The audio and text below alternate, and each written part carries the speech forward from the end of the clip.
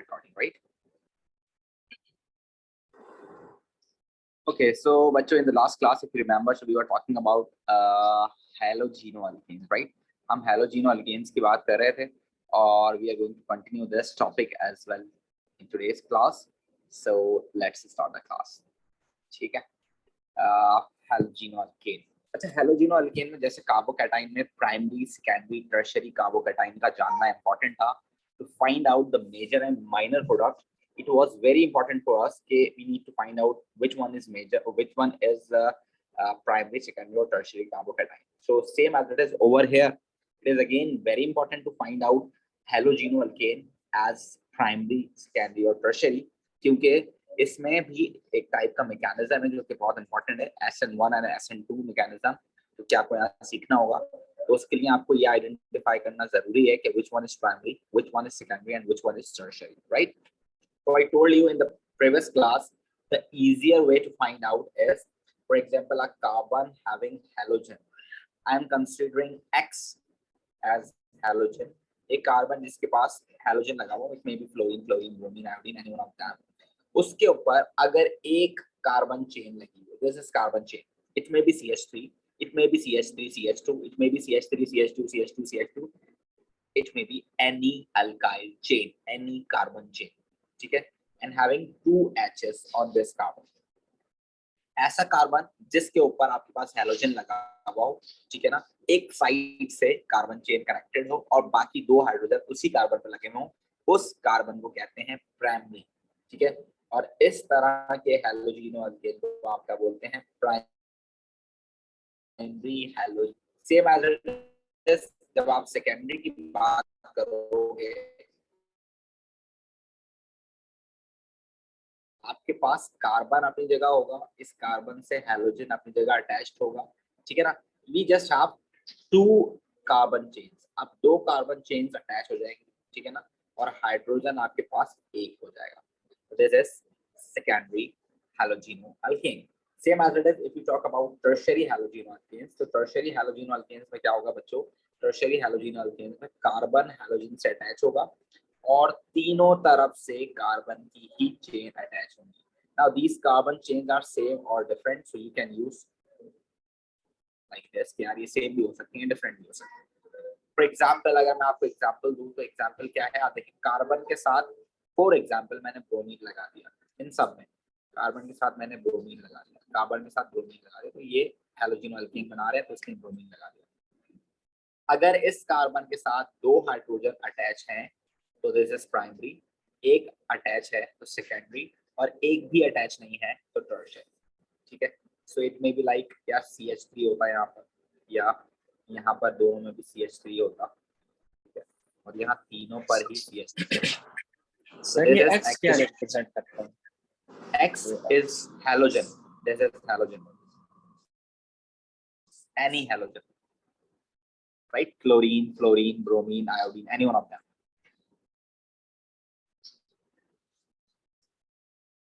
ठीक है मामून? Yes. अब देखिए ये बन गया आपके पास CH3, ये बन गया आपके पास CH3, CH2Br. अब आप देखें जहां Br लगा हुआ उसके साथ H2 लगा हुआ है, तो आप देखते ही पहचान जाएंगे कि दिस इज प्राइमरी. यहाँ क्या है आपके पास? CH3. ठीक है? ट्वाइस, दो CH3 लगे हुए हैं इस कार्बन पे और साथ में H और Br है. तो देखें जिसके साथ आपके पास Br लगा हुआ है उस कार्बन पे सिर्फ एक H है, ये सेकेंडरी. और ऐसा कार्बन जिसके तीनों साइड पर CH3 लगा हुआ हो तो वो क्या होता है आपके पास? वो होता है tertiary. Is that clear to all of you? Yes. Yes, sir. Primary, secondary और टर्शियरी हैलोजenoalkane आपको पहचान में आने चाहिए. देखते ही आपको आइडिया होना चाहिए कि which one is primary, which one is secondary and which one is tertiary. ठीक है बच्चों, जल्दी से इसको लिख लो या इसकी पिक्चर ले लो, जो भी आपको करना है जल्दी से कर लो.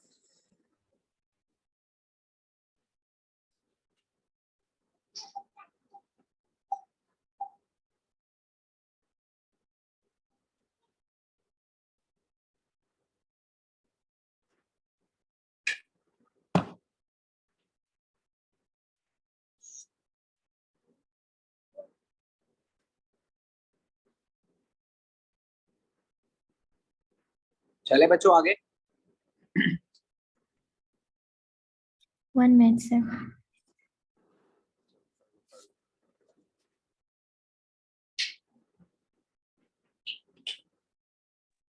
Done now.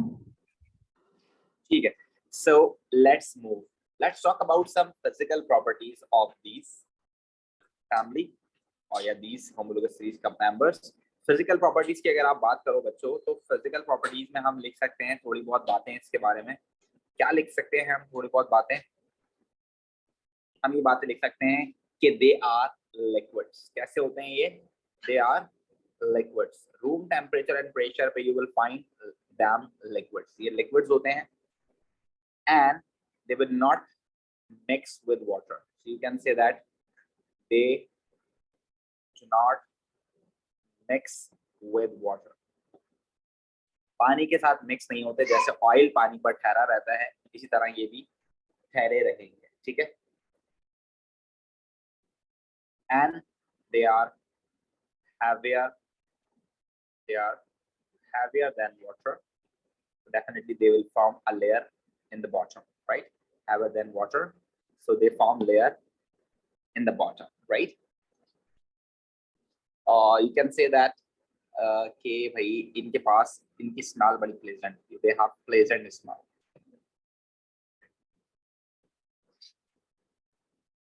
खुशबू इनकी अच्छी होती है, बेहतर होती है। ठीक है ना।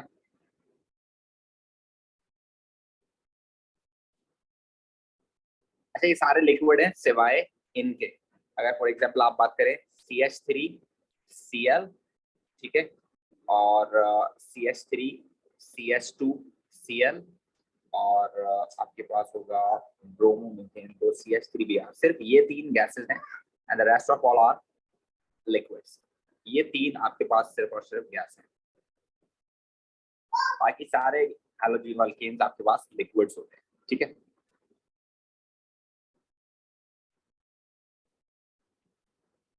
Then they have greater melting and boiling point than alkanes. Alkanes के मुकाबले में they will have greater melting and boiling point, right? And why any substance has a greater melting and boiling point? Because they have greater number of electrons. When they have greater number of electrons, so definitely the induced charges will be greater. ठीक है। Reason आपको पता होना चाहिए कि why any substance has a greater melting point, because of greater number of electrons. Because of greater electrons. जब electrons greater हो गए आपके पास, then induced dipole will be greater. ठीक है ना।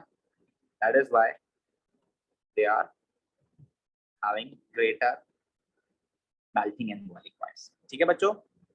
This is the reason you need to keep remember. Paper में आता है। ठीक है बच्चों। Yes, sir. चलें इसकी पिक्चर ले लें, बाद में नोट्स बनाते रहिएगा आप लोग अपने। इसकी पिक्चर ले लें छोटी सी।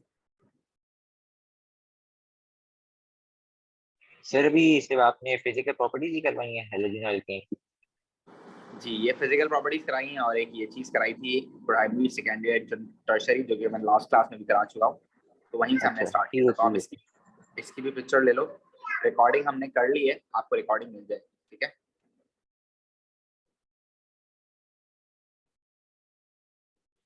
ठीक है बच्चों, आगे चलें।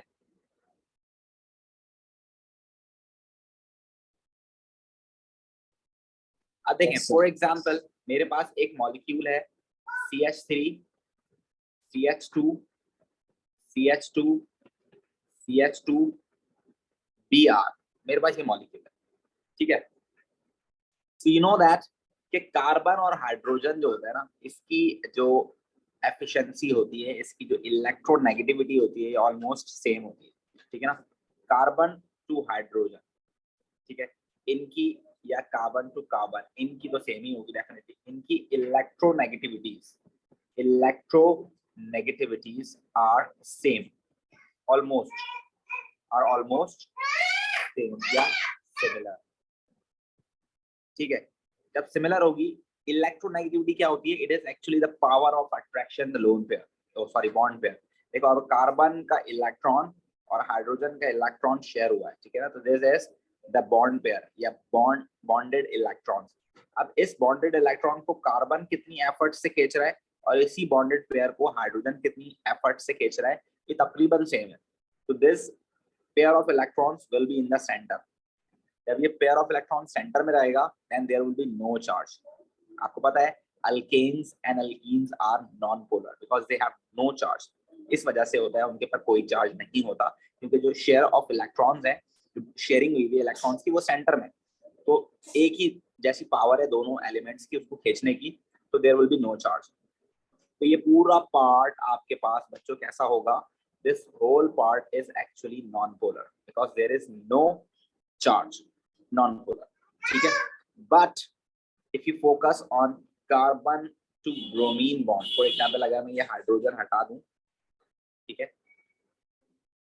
मैं इसको यहाँ हाइड्रोजन को और इसको अलग से कर देता हूँ। अब देखें, जो कार्बन और आपके पास ब्रोमीन का बॉन्ड है ना, कार्बन और ब्रोमीन का बॉन्ड है, इन दोनों में इलेक्ट्रोनेगेटिविटीज का डिफरेंस है। इन दोनों में इलेक्ट्रोनेगेटिविटीज का डिफरेंस है। कार्बन की इलेक्ट्रोनेगेटिविटी कम है और ब्रोमीन की इलेक्ट्रोनेगेटिविटी ज्यादा है। इस वजह से ये जो शेयर ऑफ इलेक्ट्रॉन था, it will be nearer to bromine, ये ब्रोमीन की तरफ ज्यादा होगा। ठीक है ना, सोडियम कंप्लीटली इलेक्ट्रॉन दे देता है तो sodium is completely positive. Chlorine completely electron receive कर लेता है तो इट इज कंप्लीटली नेगेटिव, है ना। बट जब कोवेलेंट बॉन्ड बनता है तो there is a sharing of electrons, electron share हो रहे होते हैं, कंप्लीटली डोनेट नहीं होते। ठीक है ना, अगर इक्वल शेयरिंग है यानी दोनों साइड से पावर सेम है, इलेक्ट्रॉन्स बीच में है दोनों के, तो it will B non polar, यानी कि उसमें चार्ज नहीं होगा, विदाउट चार्ज। बट अगर ब्रोमीन ज्यादा इलेक्ट्रोनेगेटिव है और कार्बन ज्यादा नहीं, उससे बहुत कम इलेक्ट्रोनेगेटिव है, तो डेफिनेटली ब्रोमीन के पास पावर ज्यादा है, वो उस पेयर को अपनी तरफ खींच सकता है। अब वो जो ब्रोमीन है ना, वो शेयर पेयर को अपनी तरफ खींचने में लगी हुई है, बट कार्बन छोड़ नहीं रहा बिकॉज इट इज शेयरिंग।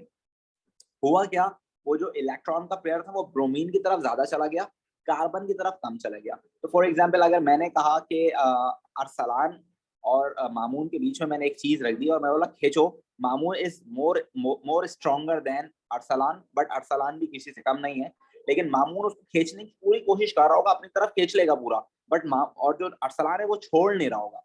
तो इसका मतलब क्या है कि शेयरिंग तो हुई भी है, दोनों ने पकड़ा हुआ है, लेकिन क्योंकि मामून की ताकत ज्यादा है तो वो जो चीज है वो मामून की तरफ ज्यादा है। तो इस वजह से इलेक्ट्रॉन जब ब्रोमीन की तरफ चले गए ज्यादा, तो इट इज पार्शियल नेगेटिव, थोड़ा सा चार्ज आ गया, थोड़ा सा नेगेटिव चार्ज आ गया, और क्योंकि थोड़े से दूर चले गए हैं कार्बन से, तो थोड़ा सा पॉजिटिव कार्बन पे आ गया। This is partial charges and that is why this is known as polar charge या ये पोलर कोवेलेंट बॉन्ड या पोलर कैलियर्स। ठीक है भाई, चार्ज है इसमें। क्लियर है बच्चों, बात समझ में आ रही है? Yes, sir.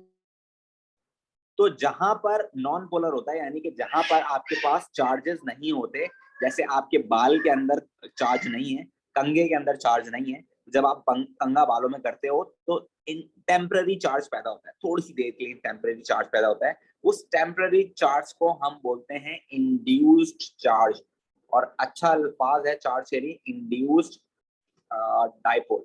अच्छा लफ्ज है आपके पास इंड्यूस्ड डाइपोल। ठीक है, and this one is permanent dipole. ठीक है भाई, एक है टेम्पररी डाइपोल और एक है आपके पास परमानेंट डाइपोल। ठीक है बच्चों,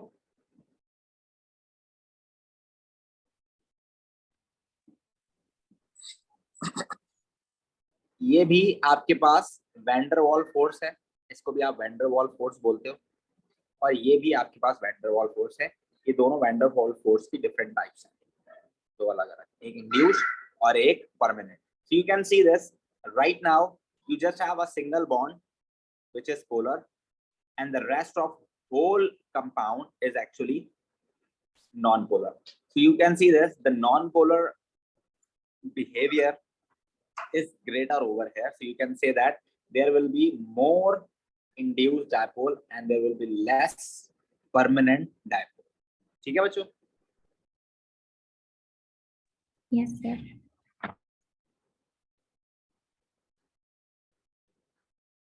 You can say that there may be carbon to bromine polar bond, but the overall molecule, the overall molecule is tend to be non-polar.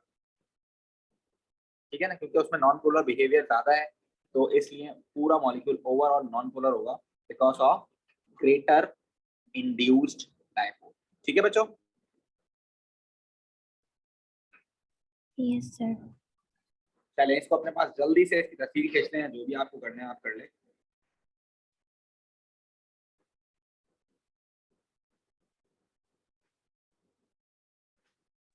Sir तो पूरा मॉलिक्यूल नॉन पोलर होगा?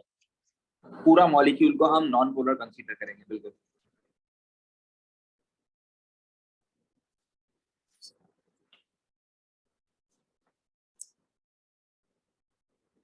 And that is why you can use this, you know that ना, पानी होता है polar आपके पास.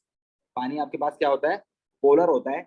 और ये पूरा मॉलिक्यूल ऑलमोस्ट नॉन पोलर है. तो जब दोनों अपोजिट होंगे, एक पोलर एक नॉन पोलर, तो सॉल्युबिलिटी नहीं आएगी. So you can say that कि they are insoluble in water. They are insoluble in water. They are not soluble in water because they have different, you can say that phase. They are insoluble in water. ठीक है, पानी polar होता है और ये non polar है, तो same can dissolve in same, opposite dissolve नहीं हो सकते. ठीक है. Sir, how can you tell if something is soluble? देखो जैसे फॉर एग्जांपल एक सीन तो ये होता है कि कोई भी चीज अगर सॉल्युबल है तो it should be in the same nature या इन द सेम फेज. कि अगर वाटर आपके पास पोलर है तो दूसरी चीज भी पोलर होनी चाहिए, वो डिसॉल्व हो जाएगी. जैसे NaCl है, तो NaCl पानी में डिसॉल्व हो जाता है because NaCl have charges and water also have charges, so they are same, so they can dissolve in each other. Sorry, salt can dissolve in water, right. दूसरी बात होती है hydrogen bonding. If someone forming hydrogen bond with water, so it can also be dissolve in water. ठीक है. अभी right now we are talking about the solubility on the basis of polar and non-polar behavior, right? Okay.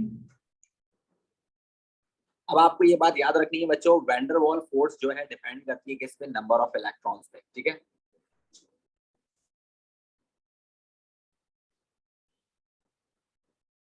ठीक है बच्चों, so you need to remember this कि अगर number of carbon बढ़ते हैं तो आपके पास नंबर ऑफ इलेक्ट्रॉन्स बढ़ते हैं. जब नंबर ऑफ इलेक्ट्रॉन्स बढ़ते हैं तो वैन डर वाल फोर्स बढ़ती है, तो वैन डर वाल फोर्स बढ़ती है तो मेल्टिंग बॉइलिंग पॉइंट बढ़ता है. ठीक है ना. और आपको ये भी याद रखना है कि अगर आप अल्केन को देखते हो तो अल्केन में आपके पास सिर्फ कार्बन और हाइड्रोजन है. तो कार्बन के पास तो bond number of electron same ही रहेंगे, चाहे आपके पास अल्केन हो चाहे आपके पास हैलोजन अल्केन हो. If you compare over here alkanes alkenes और हैलोजिनो अल्केन, अगर आप कंपेयर करते हैं तो अगर आप देखें यहाँ पर, तो आपके पास फॉर एग्जांपल ये 2 कार्बन वाला आपके पास अल्केन है, ये 2 कार्बन वाला आपके पास अल्कीन है, और ये आपके पास 2 कार्बन वाला क्या है? कोई सा भी हैलोजिनो alkane. So you can see this कि यहाँ कार्बन के कितने इलेक्ट्रॉन्स हैं भाई? 6 and 6 12 प्लस 6, टोटल इलेक्ट्रॉन्स आपके पास यहाँ कितने? 18. यहाँ अगर आप देखते हो तो कितने इलेक्ट्रॉन्स हैं? 12 प्लस 4 16. और यहाँ अगर आप देखते हो तो कितने बनते हैं? देखो 12 प्लस 5 प्लस 17, कितने हो गए ये? 17 and 17 34.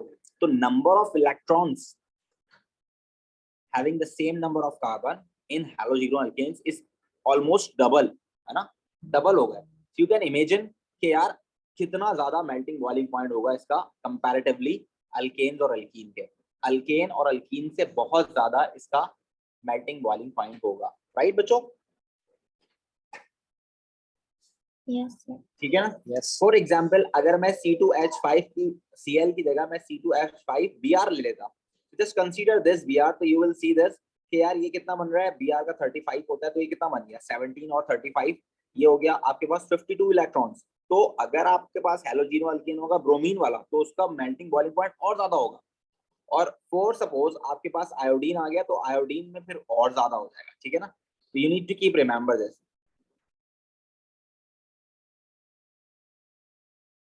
ठीक है बच्चों? ठीक है. जी सर. अगर मैं इसका एक ग्राफ बना लूं आपके पास छोटा सा, इसका अगर एक छोटा सा ग्राफ बनाऊं तो ये कैसा बनेगा? ये ग्राफ ग्राफ आपके पास ऐसा बनेगा, जैसे मैं आपके पास ये बनाऊं,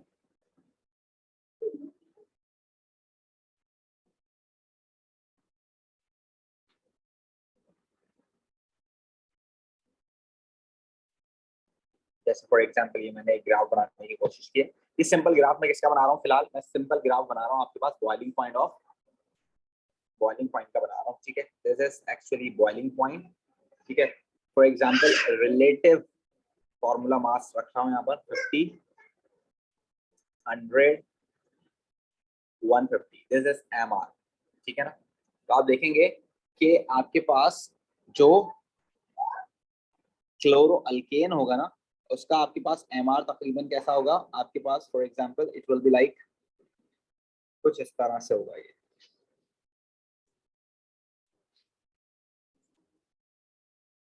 इस तरह से, ठीक है। और definitely this is just for suppose chloro alkane, क्या है ये क्लोरो अल्केन है, ठीक है। अगर आप सपोज करना चाह रहे हो कि यार मेरे पास होता ब्रोमो अल्केन, तो it will be somewhere like this,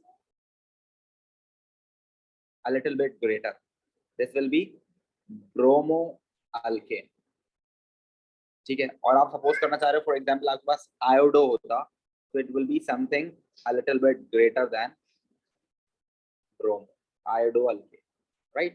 So you can see this when the number of electrons are increasing, you can see this कि आपके पास क्या इंक्रीज हो रहा है, बॉइलिंग पॉइंट इंक्रीज हो रहा है, राइट बच्चों। Yes, sir. और जो आपके पास अल्केन्स होंगे डेफिनेटली उनके कम होंगे, और अल्कीन्स जो होंगे उसके उससे भी कम होंगे, ठीक है। So you need to keep remember this, सही है बच्चों।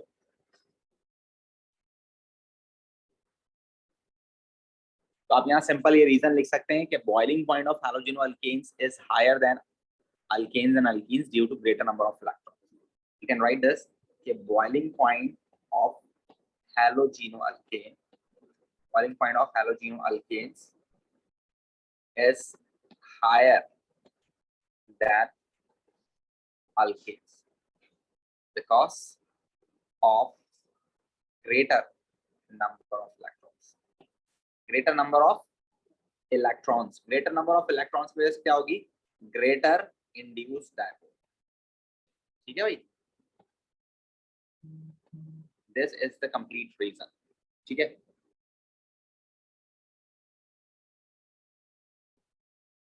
एंड देन सेकेंडली आप क्या लिख सकते हो, you can write over here कि यार boiling point of halogenoalkane is also depending on the halogen present over there. So once the number of halogen increases, so definitely आपके पास क्या increase होगा भाई, आपके पास boiling point भी increase होगा, because जब आप increase कर रहे हो halogen, तो halogen increase होने के से number of electron increase हो रहे हैं, number of electron increase हो रहे हैं, तो फिर भी आपके पास क्या बढ़ेगा, melting boiling point बढ़ेगा, ठीक है बच्चों।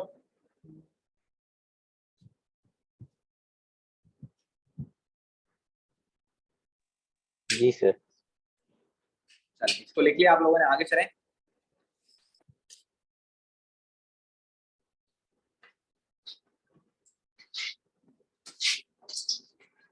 ठीक है भाई, एक तो बात ये हो गई आलिया, अगर आपने मुझसे सवाल पूछा था, दूसरा सवाल आप देख सकते हैं कि halogeno alkane are not soluble in water. इसका मतलब ये है कि हेलोजिनो अल्केन ना तो आपके पास पोलर है, अगर पोलर होता तो पोलर पोलर सेम हो जाते, डिसॉल्व हो जाता है ना। पानी पोलर होता तो अगर सब्सटेंस पोलर होता तो वो पानी में डिसॉल्व हो जाता है ना। जैसे अगर आप ये देखें, अगर फॉर एग्जाम्पल आप बात करते हो ना किसकी, CH3Cl की, तो this is partial negative and this is partial positive, so this is the polar compound है, तो ये भी हेलोजिनो अल्केन बट पोलर है, इसमें नॉन पोलर बिहेवियर कम है ना। तो अगर आप इसको पानी में डिसॉल्व करोगे तो इट विल डिसॉल्व, ठीक है ना। बट जैसे जैसे कार्बन बढ़ते जाएंगे इसकी सॉल्युबिलिटी कम होती जाएगी, क्योंकि नॉन पोलर बिहेवियर बढ़ रहा है, ठीक है। दूसरा ये कि it is not forming hydrogen bond, hydrogen bond भी नहीं बना रहा, तो it is insoluble in water, ठीक है। आप अल्कोहल में पढ़ोगे, कार्बोक्सिलिक एसिड में पढ़ोगे कि why they are soluble in water, because they can form hydrogen bond with water, ठीक है भाई। आलिया एंड अरसलान और जो बच्चे मुझसे सवाल पूछ रहे थे उसका जवाब ये है, ठीक है। Okay, sir. ना अगर आपको एक और मतलब ये बात लिखनी है कि पानी में सॉल्युबल नहीं है, तो आप उसके साथ लिख सकते हैं कि they are not soluble in water but can be soluble in organic solvents या नॉन पोलर सॉल्वेंट्स। ठीक है, जैसे नेल पॉलिश रिमूवर होता है, तो वो नॉन पोलर सॉल्वेंट है, तो वो नेल पॉलिश को रिमूव कर सकता है, because paint is also non polar. Paint is non polar, और जो आपके पास नेल पॉलिश रिमूवर होता है it is also non polar. So non polar dissolve non polar, और आपका नेल पेंट हट जाता है आपके नाखूनों में से। ठीक है भाई, now let's move towards reactivity. Let's talk about reactivity of halogen alkenes, that how they react and how reactive they are. ठीक है ना?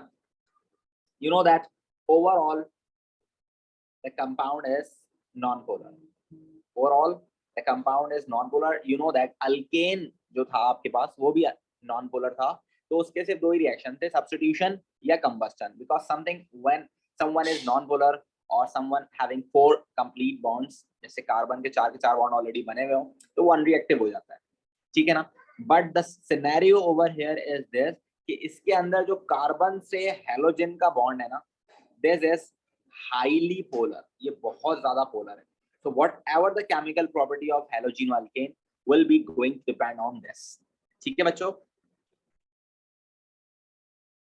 Yes, sir.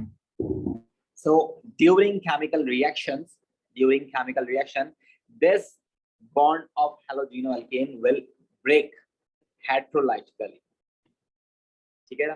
कैसे टूटता है ये? This bond will break heterologically, and we know that it is the breakage of bond when the electrons are not equally shared. ठीक है ना? It is the type of breakage, you can say that it is type of breakage where unequal sharing of electron occur. Sharing of electrons occur. ठीक है ना? Unequal sharing occur होगी. So you can see this कि अगर आपके पास carbon और hydrogen या sorry carbon और हेलोजन का बॉन्ड टूटता है, तो यहाँ अनइक्वल डिस्ट्रीब्यूशन हो जाएगी, और कार्बन आपके पास क्या बन जाएगा? पॉजिटिव, और हेलोजन और एल्केन आपके पास क्या बन जाएगा? Negative, by getting the number of electrons. ठीक है, ये इलेक्ट्रॉन्स गेन कर देगा। ठीक है भाई?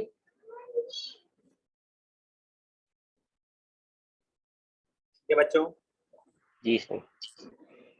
Now what type of chemical reaction they have? They have nucleophilic chemical reaction. कौन से रिएक्शन करते हैं भाई? ये करते हैं आपके पास न्यूक्लियोफिलिक केमिकल रिएक्शन। क्या करते हैं बच्चों? दे will show nucleophilic substitution reactions. क्या करते हैं बच्चों ये? दे will show nucleophilic substitution reaction. ये न्यूक्लियोफिलिक सब्स्टिट्यूशन रिएक्शन करते हैं। दिस टाइप ऑफ रिएक्शंस अब आप पढ़ने वाले हैं। आप लोगों ने इलेक्ट्रोफिलिक एडिशन पढ़ लिया, आपने जो है फ्री रेडिकल सब्स्टिट्यूशन पढ़ लिया, आपने पॉलीमराइजेशन पढ़ लिया, आपने डिहाइड्रेशन पढ़ लिया, आपने एलिमिनेशन रिएक्शन पढ़ लिया। Now you are going to learn nucleophilic substitution reaction. This is the new type of reaction that you are going to learn in your organic, right? So what is nucleophilic? Nucleophilic क्या होता है? अगर मैं बोलूं कि यार nucleophile क्या होता है? न्यूक्लियोफिलिक निकला है न्यूक्लियोफाइल से, तो व्हाट इज न्यूक्लियोफाइल? ये न्यूक्लियोफाइल क्या चीज है? न्यूक्लियोफाइल क्या चीज होती है? न्यूक्लियोफाइल अगर आपको याद हो तो इलेक्ट्रोफाइल एक चीज थी। इलेक्ट्रोफाइल क्या चीज थी? Electrophile is like a species which is receiving a lone pair, right? Electrophile was species जो कि आपके पास इलेक्ट्रॉन पेयर रिसीव कर रहा था। Now this is nucleophile which is actually species which donate the pair of electron, which donate lone pair of electron. ठीक है भाई बच्चों? This is actually nucleophile. For example, if you have water H2O, so you can see this oxygen के पास दो lone pair हैं, so it can work as a nucleophile. ठीक है ना? जैसे आपके पास हाइड्रोक्साइड होता है, देखो इसके पास आपके पास 3 लोन पेयर हैं, तो ये भी एक इलेक्ट्रोफाइल है। साइनाइड आपके पास एक होता है जिसको हम नाइट्राइल भी बोलते हैं, तो इसमें नाइट्रोजन के पास एक और कार्बन के पास एक होता है, तो it is also nucleophile. Ammonia आपके पास है, इट इज ऑल्सो न्यूक्लियोफाइल। आप देखें इसके पास एक लोन पेयर है। अगर उसके पास लोन पेयर है तो वो डेफिनेटली न्यूक्लियोफाइल है, वो लोन पेयर किसी को भी डोनेट कर सकता है, वो न्यूक्लियोफाइल है। और अगर वो नेगेटिव है फिर तो क्या ही बात है, ठीक है ना। एक तो न्यूक्लियोफाइल है, उसके पास ऑलरेडी इलेक्ट्रॉन पेयर है देने के लिए, और अगर वो नेगेटिव है तो ये हाईली रिएक्टिव न्यूक्लियोफाइल हो जाएगा, बड़ी जबरदस्त तरीके से अपना लोन पेयर फौरन दे देगा और रिएक्शन फास्ट हो जाएगा, ठीक है ना।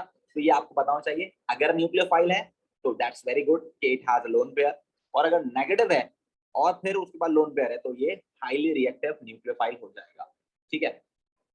एंड सब्स्टिट्यूशन का आपको पता है, सब्स्टिट्यूशन क्या होती है, सब्स्टिट्यूशन क्या होती है, there is a replacement. Substitution क्या होता है आपके पास, रिप्लेसमेंट, ठीक है बच्चों।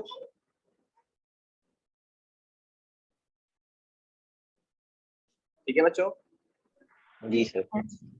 as we know that halogeno alkanes हैं, alkenes नहीं है, halogeno alkanes हैं, there is no pi bond, यानी कि डबल बॉन्ड नहीं है इधर कोई, सारे सिंगल बॉन्ड है ना, no pi bond, they are already saturated, they are saturated, है ना, they are saturated, therefore they shows they shows लिख लें यार, they will possess substitution reaction, ठीक है बच्चों, क्योंकि वो सैचुरेटेड हैं, उनके पास पाई बॉन्ड नहीं है, पाई बॉन्ड होते तो एडिशन रिएक्शन करते, but there is no pi bond so they will show substitution reaction, सही है बच्चों। Yes, sir. क्लियर है बच्चों, आगे चलें। Yes, sir. जी सर। चले तो इसी के ऊपर आपके पास जो है केमिकल प्रॉपर्टी आपकी डिपेंड करेगी, जो कि हमें देखनी है। चले केमिकल प्रॉपर्टी देख लेते हैं इसकी,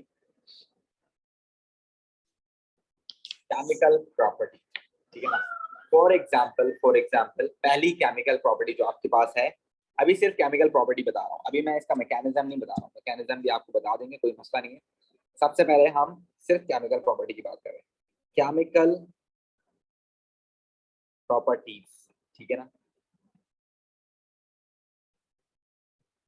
फर्स्ट केमिकल प्रॉपर्टी क्या है, फॉर एग्जाम्पल आपके पास है CH3 CH2 Br, आपने इसका रिएक्शन कराया किससे बच्चों, NaOH से, ठीक है ना।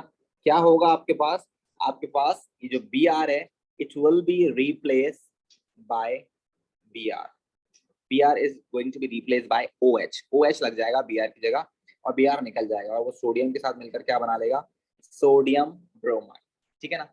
For this you can even use potassium hydroxide but it should be aqueous, पानी वाला होना चाहिए, ठीक है ना, तब जाके रिएक्शन होगा और the reaction will remain same, but यहाँ पर आपके पास क्या बन जाएगा, KBr बन जाएगा।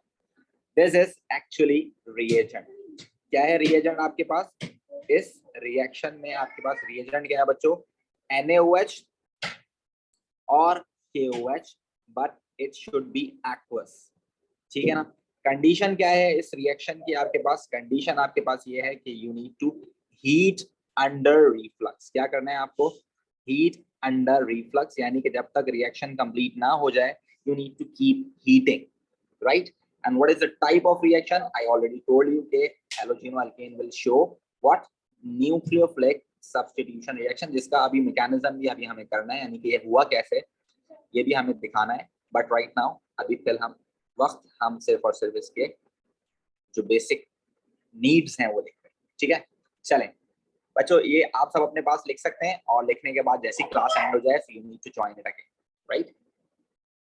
सर ये एक्वस में क्यों होगा? बताता हूँ, बिल्कुल बताता हूँ, अभी फिलहाल आप इसको लिख लो, क्लास दोबारा शुरू करते हैं तो बताता हूँ।